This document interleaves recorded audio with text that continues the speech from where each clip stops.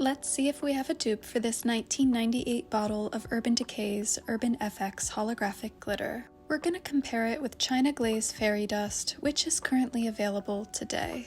We'll be doing a split nail swatch over a creme black, starting with the 90s Urban Decay.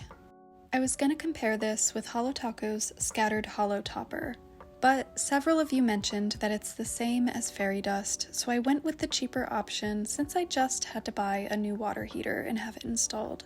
But if you're a Holo Taco fan and this is a good dupe, you can obviously go with that one if you're interested in that formula over China Glazes.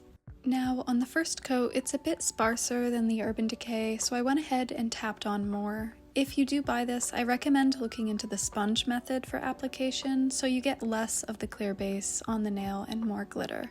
You'll notice I get excess on my free edge, so I just kind of wiped it off with my finger.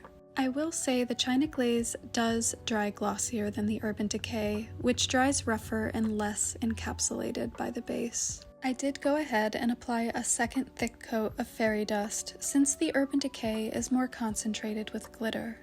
I do find that these both have about the same particle size, and the glitter isn't entirely holographic in either of them, but a mix of holo and plain silver. But once I throw the top coat on them, it will remove the texture from the Urban Decay and even out the extra layers I needed on the China Glaze so we can better appreciate and compare them. Wow, with them both under top coat, they really are nearly identical. The China Glaze makes you work for it a little more, but you can really achieve the same look. But let's look at them under brighter lighting. I think I could say with certainty that we have an acceptable dupe for Urban FX.